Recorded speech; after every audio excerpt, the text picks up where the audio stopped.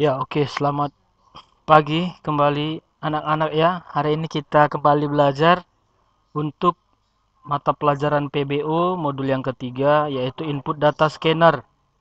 Hari ini kita akan belajar tentang tujuannya apa, lalu apa itu scanner, lalu apa contoh programnya. Oke, tujuan. Jadi dengan belajar Input Data Scanner, siswa dapat memahami perintah untuk menginput data dari keyboard. Lalu siswa dapat membedakan penggunaan perintah penginputan data dari keyboard. Nanti kita akan pelajari ada 3 kelas yang akan kita gunakan untuk menginput data pada program Java. Nah, perintah input data dari keyboard. Nah, anak-anak sekalian, pada Java itu terdapat beberapa cara yang dapat dilakukan untuk mendapatkan masukan dari keyboard. Di antaranya yaitu, ya ada 3 ya. Yang pertama ada kelas scanner, yang kedua ada kelas buffer reader, yang ketiga itu adalah dengan menggunakan kelas JOptionPaint. Nah, ketiga ini akan kita pelajari, namun untuk pertemuan hari ini, modul hari ini kita akan membahas kelas scanner. Nah, lalu apa perbedaan antara kelas scanner, kelas buffer reader, dan kelas JOptionPaint? Nah, ini berikut penjelasan yang bisa Bapak sampaikan kepada kalian. Yang pertama, untuk scanner, ketika ada perhitungan matematika, maka variabel yang akan digunakan dalam perhitungan tidak perlu dikonversikan lagi. Bisa langsung digunakan untuk operasi perhitungan matematika. Nah, maksudnya bagaimana ini, ya kan? Nah, jadi kalau di dalam program Java, khususnya dalam IDE Eclipse, ya, eh, scanner ini variabel itu haruslah dideklarasikan sesuai dengan tipe datanya. Kalau tipe datanya itu adalah string, maka variabel harus dideklarasikan dalam bentuk variabel string. Nah, untuk scanner, ini kita tidak perlu deklarasikan lagi atau konversikan lagi dia ke dalam tipe data tertentu. Kita bisa langsung gunakan apakah dia mau melakukan operasi string atau operasi perhitungan matematika. Itulah untuk keterangan dari kelas scanner. Yang kedua adalah untuk input stream reader atau buffer reader. Nah, untuk buffer reader, yang perlu dikonversikan terlebih dahulu sebelum dilakukan perhitungan matematika pada variabel yang akan digunakan. Nah, jadi buffer reader ini berbeda dengan scanner. Kalau buffer reader kita harus deklarasikan dia terlebih dahulu atau konversikan terlebih dahulu kalau dia mau kita gunakan untuk perhitungan matematika. Nah, itu dia untuk kelas buffer reader. Yang ketiga adalah kelas JOptionPaint. Nah, JOptionPaint ini adalah merupakan package dari Javax Swing. Nah, jadi nanti kita harus tambahkan di dalam package ini adalah Javax Swing. Nah, JOptionPaint ini digunakan untuk input dan output berbasis GUI Swing. Jadi, JOptionPaint ini digunakan karena tampilannya memudahkan pengguna yang dalam bentuk kotak dialog. Nah, inilah dia ketiga kelas ya perbedaan dari input reader. Ya, ada kelas scanner, buffer reader dan JOptionPaint. Nah, selanjutnya kita akan membahas tentang penggunaan kelas scanner. Bagaimana mendapatkan input data dengan menggunakan kelas scanner. Nah, di sini sudah ada deklarasi atau sintaks umumnya dalam program Java untuk menggunakan input data dalam scanner.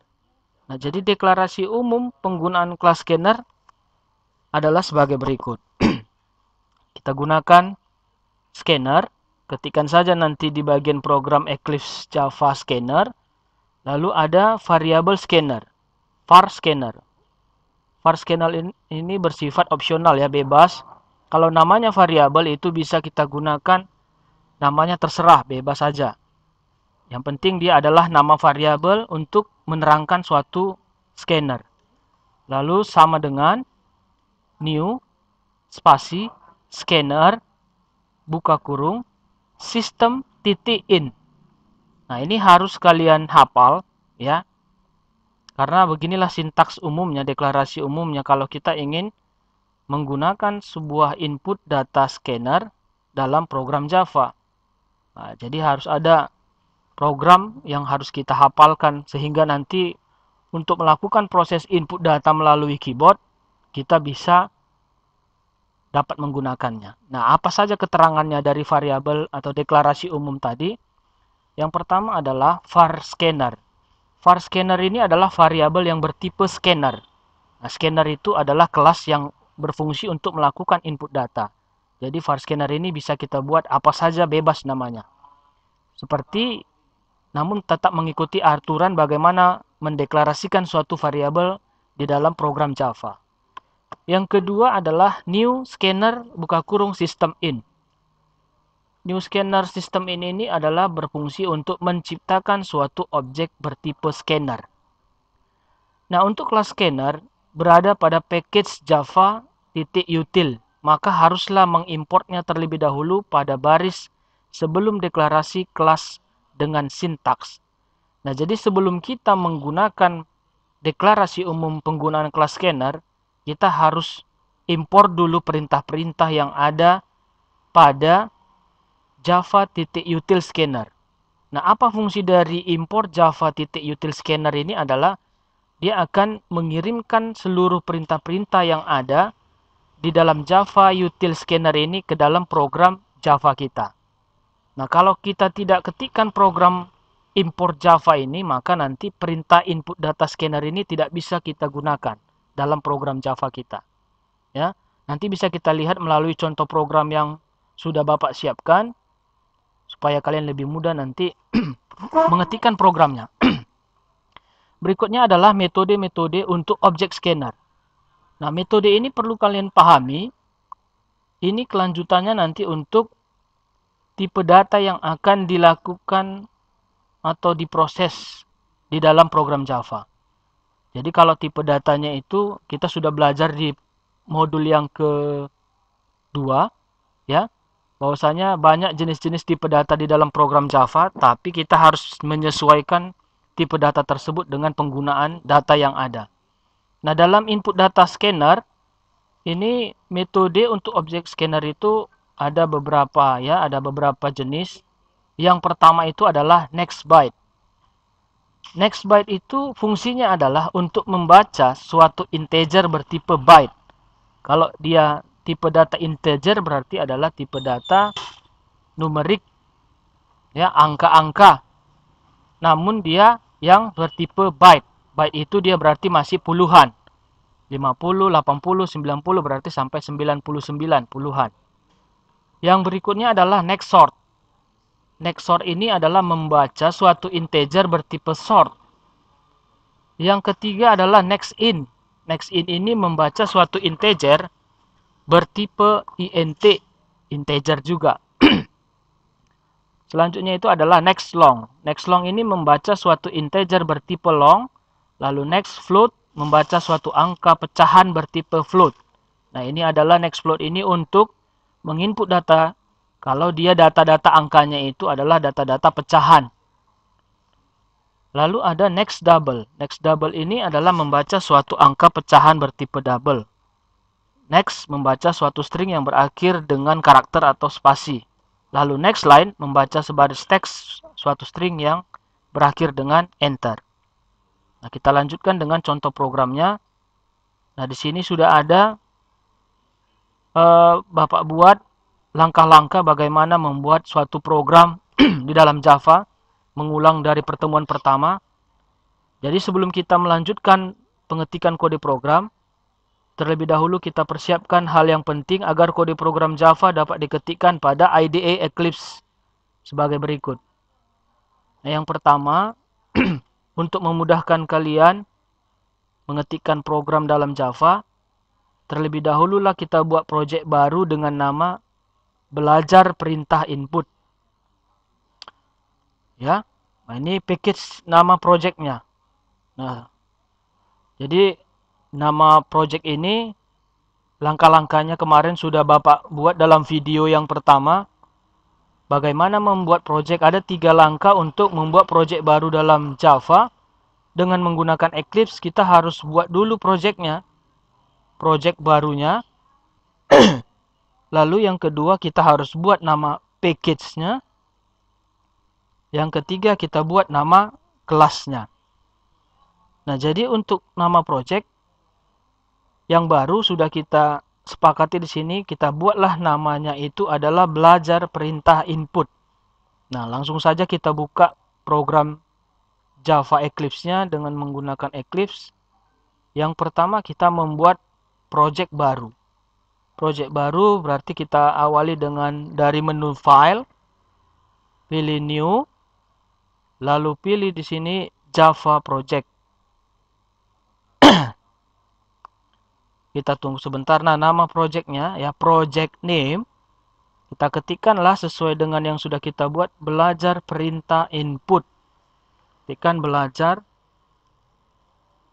perintah input. Oke. Nah, tidak ada yang salah di sini dalam penulisan nama project ya. Kalau sudah, langsung kita klik tombol finish. Klik tombol finish.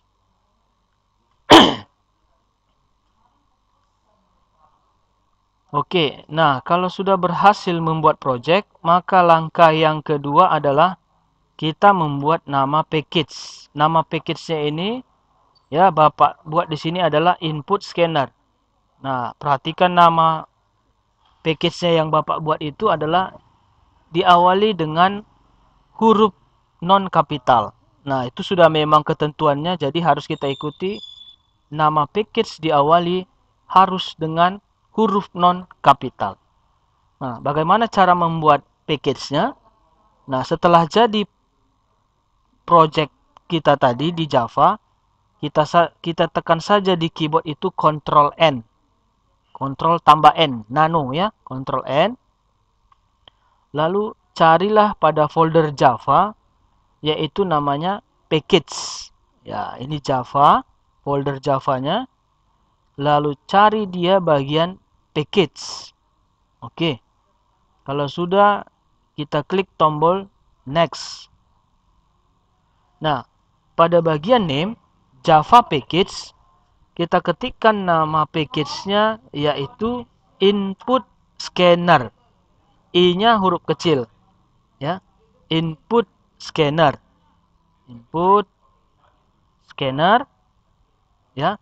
Nah, kalau dia katanya sudah ada, bisa kita ganti input scanner. Ya. Input scanner sudah ada ya. Input scanner. Input scan aja kita buat. Input scan. Ya, kita ganti saja. Karena sudah ada dia. Input scan. Oke, kalau sudah kita klik tombol finish. Nah, akan ditandai di sini ada input scan untuk package-nya. Selanjutnya kita akan menambahkan kelas baru, yaitu namanya program scanner.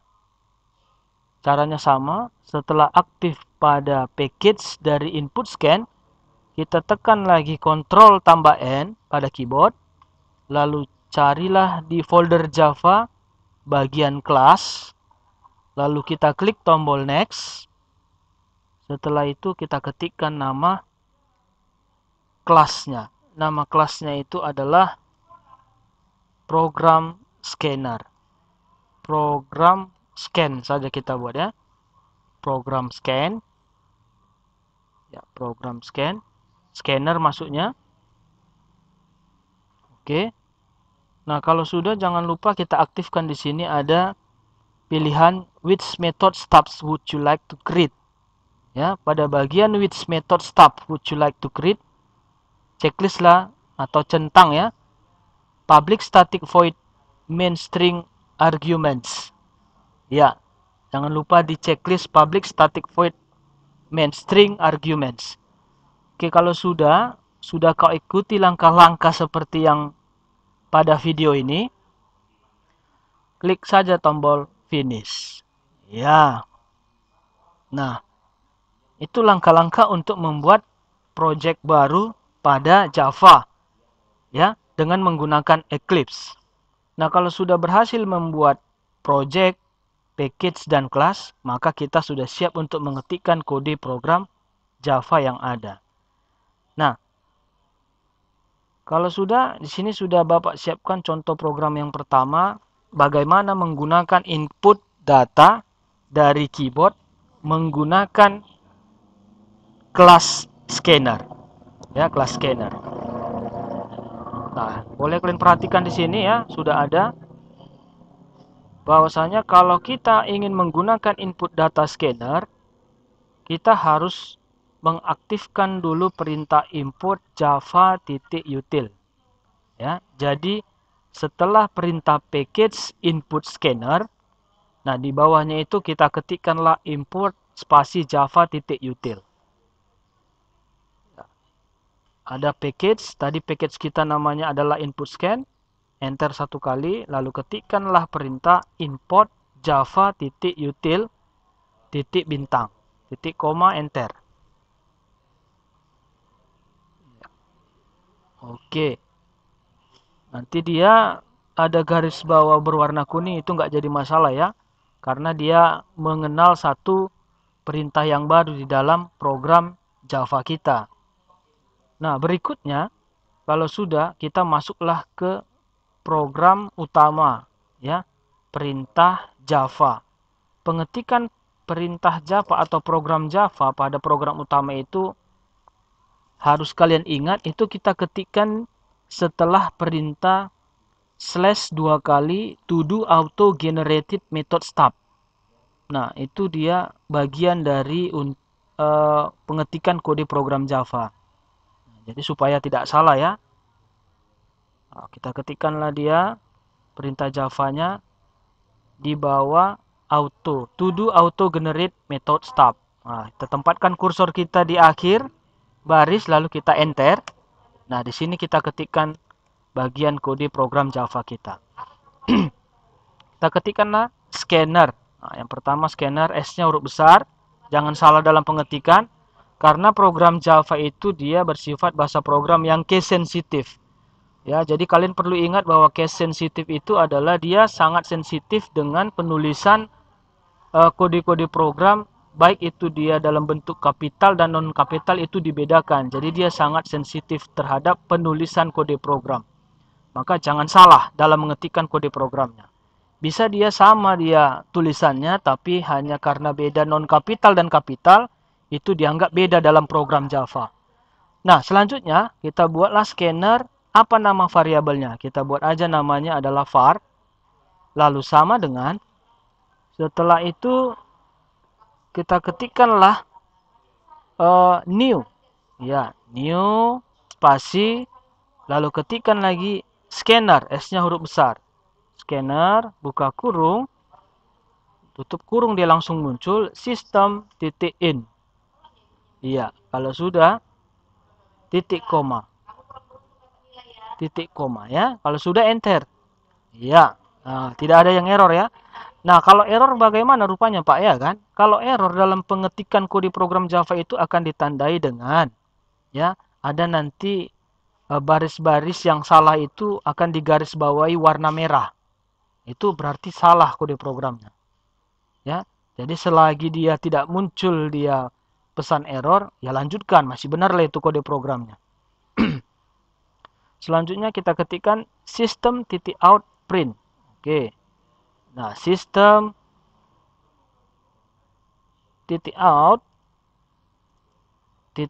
print.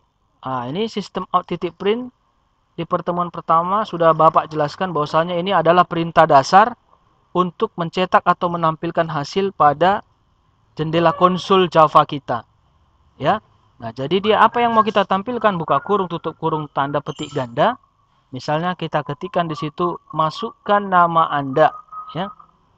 Ketiklah langsung di program Java kita, masukkan nama Anda, titik 2. Jangan lupa diakhiri dengan titik koma. Oke. Bapak jelaskan sedikit ini ya. Ini adalah hanya perintah untuk mencetak atau menampilkan pada jendela konsol kita nanti itu yang muncul adalah sebuah teks atau variabel string, yang muncul itu adalah masukkan nama Anda. Nah, itu aja perintahnya. Nah, lalu bagaimana ketika kita mengetikkan nama nanti setelah kan diminta memasukkan nama. Nah, kita ketikkan nama itu kan dia input data. Nah, supaya input data itu bisa ditampung dalam suatu variabel scanner, nah inilah peran dari kelas scanner tadi dalam program Java. Maka kita buatlah di situ string. Variabel ini juga bebas. Kenapa Bapak buat nama? Karena yang diinput tadi, dimasukkan tadi adalah nama. Diminta masukkan nama. Maka kita deklarasikanlah variabelnya biar sesuai dan mudah kita pahami. Kita buatlah variabelnya nama. Ya. Nah, karena dia bertipe string, kita deklarasikan tipe datanya string. Lalu nama variabelnya adalah nama. Sama dengan. Lalu kita masukkanlah nama variabel dari scanner tadi, yaitu var. Ya, artinya dia ditampung ke dalam variabel scanner. Lalu kita buatlah titik. Nah, disinilah peran dari metode yang sudah kita pelajari dari materi tadi. Bapak buat di sini adalah next line. Nah, ada pilihan next line. Next line, ya. Nah, next line itu fungsinya apa? Tadi sudah Bapak jelaskan bahwasanya next line itu adalah metode dalam scanner untuk menampung data-data yang bertipe data string. Nah, kita ulangi lagi, kita lihat di sini untuk metode-metode yang ada di dalam scanner. Metode untuk objek scanner. Nah, tadi di contoh program Bapak buat adalah next line. Next line itu adalah membaca sebaris teks atau suatu string yang berakhir dengan enter. Nah, jadi nanti berakhir dengan enter. Ketika kita menginput suatu data lewat keyboard, datanya itu adalah data string, lalu kita akhiri dengan enter, maka kita harus menggunakan metode next line. Nah, itulah maksud dari perintah next line tadi. Mudah-mudahan mudah dipahami ya. Kalau tidak, ya ditanyakan lagi. Silakan ditanyakan melalui WA grup kita. Kita lanjutkan. Kalau sudah, kita lihat programnya selanjutnya. Itu adalah kita masukkan data yang berbeda. Kalau tadi datanya adalah string, yang kedua kita masukkan datanya adalah byte. Misalnya nilai. Ya, maka kita buatlah di sini untuk yang kedua, sama perintahnya adalah sistem titik out, titik print, buka kurung, ketik ganda, kita masukkan nilai tugas. Masukkan nilai tugas. Ya, nilai itu jangan lupa dengan diakhiri dengan titik koma. Nah, nilai itu kan artinya angka ya, kita masukkan. Ya, jadi jangan salah juga nanti menginput data dari keyboard. Masukkan nilai tugas berarti angka. Nah, tipe-tipe data angka dalam Java itu banyak jenisnya. Kita anggaplah dia yang mau kita input itu adalah puluhan. Berarti kita deklarasikan dia variabelnya sebagai tipe data byte. Ya, tipe data byte. Maka kita buatlah byte. Nama variabelnya adalah nilai. Byte, nama variabelnya nilai. Kita tunggulah ya prosesnya. Nilai. Lalu sama dengan kita gunakan lagi kembali variabel scanner var titik, tapi metode yang sudah kita gunakan bukan lagi next line tetapi sudah menjadi next byte ya. Next byte. Nah, next byte ya. Oke ya. Jadi nampak ya perbedaannya. Yang pertama itu kalau kita input datanya itu adalah karakter, huruf-huruf ya, maka kita menggunakan metode scannernya adalah next line. Sementara yang kedua ini yang kita input itu adalah angka, maka yang kita buat metodenya itu adalah next byte. Oke ya. Nah, ini dia contoh program yang pertama. Silakan nanti kalau sempat kalian praktekkan di komputer kalian masing-masing, atau nanti kalau sudah masuk ke sekolah, boleh kalian praktekkan dengan program Java yang ada di sekolah kita. Nah, kalau sudah selesai, bagaimana menjalankan program Java ini ya? Untuk menjalankan program Java atau running program Java pada Eclipse, cukup tekan di situ Ctrl tambah F11. Ya. Ctrl tambah F11. Tekan saja Ctrl tambah F11. Nah, kalau sudah, kita tunggu prosesnya. Iya. Nanti muncul pesan di sini save and launch. Ya. Kalau sudah, kita oke-kan saja. Oke. Iya. Kita lihat hasilnya. Hasilnya itu akan dimunculkan pada bagian konsol ya. Ini ada bagian konsol pada Eclipse Java. Nanti program itu akan muncul di sini. Kita tunggu prosesnya.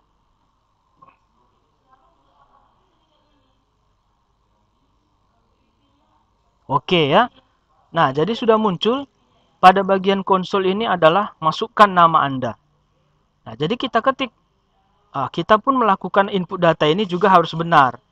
Karena di program tadi kita deklarasikan sebagai tipe data string, maka input datanya pun juga haruslah juga bertipe data string. Misalnya, masukkan nama Anda, kita ketikkan dia Marsha. Nah, Marsha ini adalah tipe data string. Tentu dia tidak akan error. Nah, tadi next line itu adalah menginput data, sebaris string, setelah diakhiri enter. Maka kita enter. Setelah kita enter, maka muncullah di situ perintah proses Java berikutnya itu adalah masukkan nilai tugas. Nah, sudah muncul di sini masukkan nilai tugas. Kita ketikkanlah nilai tugas. Nah, mengetikkan nilai tugas ini juga jangan salah.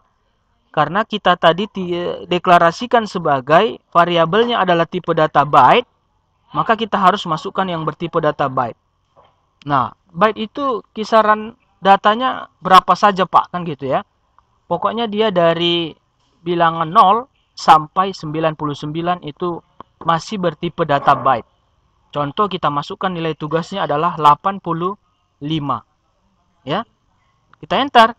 Maka tidak ada error. Artinya penginputan data tadi, angka, sudah disimpan di dalam memori komputer. Berarti program input data dengan menggunakan scanner sudah berhasil. Ya, tidak error. Nah, itu dia. Kalau error bagaimana rupanya, Pak? Oke, kita lihat. Kita jalankan lagi Ctrl F11. Ya. Nah, kita masukkan namanya sesuai saja. Misalnya kita buat Mesrawati. Ya, Mesrawati. Kita enter. Lalu masukkan nilai tugas. Tadi kita buat tipe datanya adalah tipe data byte. Tipe data byte kita masukkan dia tipe datanya yang input ini pecahan. Misalnya kita masukkan 50,55. Ya, ini kan pecahan. Padahal tadi kita deklarasikan adalah tipe datanya byte. Maka apa yang muncul kita enter? Yang muncul adalah error. Ya, kenapa error Pak? Ya error lah ya kan, orang tipe datanya berbeda ya kan. Jadi tadi kan tipe datanya byte. Byte itu dia 0 sampai 99, bukan pecahan. Ketika kita masukkan data yang pecahan, maka program Java itu akan menganggapnya sebagai tipe datanya berbeda, ya, atau tidak sesuai tipe datanya. Nah, jadi dalam pemrograman itu yang perlu kalian pahami itu adalah ketika kita mendeklarasikan suatu variabel, maka hendaknya juga variabel yang kita gunakan itu harus sesuai dengan data yang kita gunakan. Ya, coba kita jalankan lagi Ctrl F11. Lalu kita masukkan lagi data yang benar ya, data yang sesuai dengan tipe data yang sudah kita deklarasikan. Kalau sudah, kita jalankan lagi. Masukkanlah nama yang benar. Misalnya kita masukkan namanya adalah Marsha. Marsha Nasution ya. Enter, masukkan nilainya 100. Enter. Ya, tidak ada error karena datanya sesuai dengan tipe datanya. Nah, itulah dia untuk materi kita yang ketiga ini tentang input data dalam program Java, khususnya kita menggunakan kelas scanner. Nah, di dalam materi juga sudah Bapak buat contoh yang lainnya, contoh program yang lainnya untuk input data angka pecahan. Nah, kalau angka data pecahan bagaimana? Nah, kita deklarasikan dia tipe datanya itu adalah float, lalu tipe data dalam scannernya itu adalah next float. Ya. Nah, langsung saja Bapak contohkan, saya ganti di sini nilainya, nilai tugasnya dalam bentuk pecahan. Maka kita gantilah yang pertama adalah tipe data byte-nya, ganti menjadi float. Ya, float. Oke, maka variabel scannernya kita buat dalam tipe data next float. Next float. Oke ya. Ini untuk tipe data pecahan. Kalau sudah kita jalankan, Ctrl F11, lalu kita oke-kan. Lalu kita masukkanlah data yang diminta tadi ya. Data yang diminta sesuai dengan tipe datanya. Kita tunggu sebentar.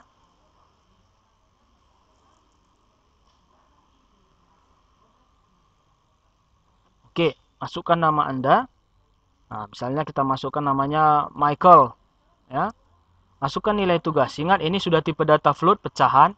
Ketika kita masukkan dia bukan data pecahan, yang terjadi adalah ya bisa diterimanya. Tapi ini tidak termasuk dalam tipe data float. Ya. Nah, jadi kalau kita masukkan dia pecahan, tapi dia tetap tidak error. Ya, deklarasikan tipe data byte. Ketika kita masukkan tipe data pecahan, dia langsung error. Nah, sekarang kita masukkan float, kita masukkan data yang pecahan, dia tetap bisa menerima data kita ya. Michael, nilainya 80,55 ya, bisa diterima dia pecahan, tidak error. Oke? Ya, jadi anak-anak kami kelas 12 RPL, nah ini dia video panduan bagaimana menggunakan materi kita, materi yang sudah Bapak sampaikan tentang input data scanner. Silakan diputar videonya, diulang-ulangi sampai mengerti, sampai paham. Ya, supaya lebih mudah paham memang harus langsung kau praktekkan, harus langsung kalian praktekkan. Kalau ada pertanyaan yang kurang mengerti, yang tidak mengerti, silakan ditanyakan di grup WA kita. Ini dulu ya untuk topik kita hari ini. Silakan dilanjutkan pengisian daftar hadirnya, dilanjutkan membaca materi dan menonton video yang sudah Bapak bagikan di grup kita. Terima kasih.